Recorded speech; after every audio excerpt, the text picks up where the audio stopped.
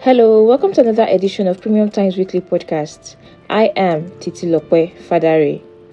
In his usual character, President Buhari has left Nigerians confused as he has kept quiet on the extension of naira swap. Mr. Buhari, who acknowledged there is hardship in the country, was expected to take a decision on Friday regarding the deadline of naira swap. The Central Bank of Nigeria has announced a 10-day extension of the deadline for the use of old naira notes across Nigeria. A Supreme Court decision during the week slapped a temporary ban on the enforcement of the deadline to replace the 200, 500 naira and 1000 naira notes. The Supreme Court granted the interim ruling following a lawsuit brought by the government of Kaduna, Kogi and Zamfara states challenging the new currency redesign. The Attorney General of the Federation, Abubakar Malami, is challenging that interim ruling by the Supreme Court, and the Central Bank has not spoken on how it intends to comply with the ruling. The President promised to take a decision after a meeting with the National Council of State on Friday, but he has kept quiet, leaving Nigerians confused.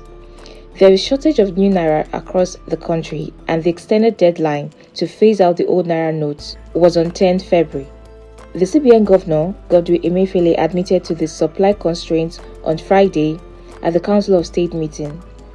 Mr. Emefiele said the limited capacity to print enough new naira notes is responsible for the severe cash crunch hurting Nigerians. The CBN Governor, once a presidential aspirant, also lamented the activities of saboteurs in the banking industry, who he said are hoarding the new naira notes. At least 2 unnamed bank branches have been busted for hoarding new notes, while customers endured long queues and were unable to withdraw their money, Mr. Emefiele said. Some commercial banks have, however, denied hoarding the new notes, saying the central bank failure to print enough notes left lenders struggling to meet demands. Violent protests have been recorded in parts of the country, including in Ogun, Oyo, and Akwa Ibom in the country's south.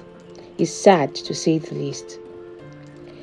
The PDP in Rivers State has accused Governor Wike of perfecting plans to join the APC through the back door, despite mocking the party in the past. Mr. Wike once described the APC as a cancer.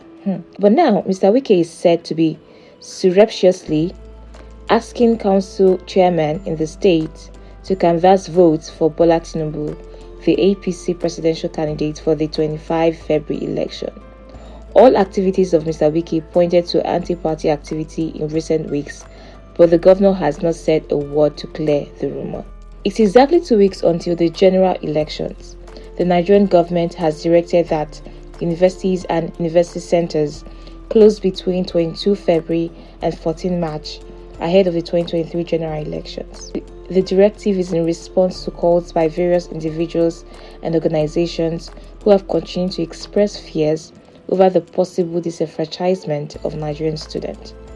As always, this edition was written by Kabir Yusuf and Titilope Fadare. See you next week, and do not forget, if you like this podcast, please share and favorite, and also visit www.premiumtimesng.com to catch the latest edition of this podcast series.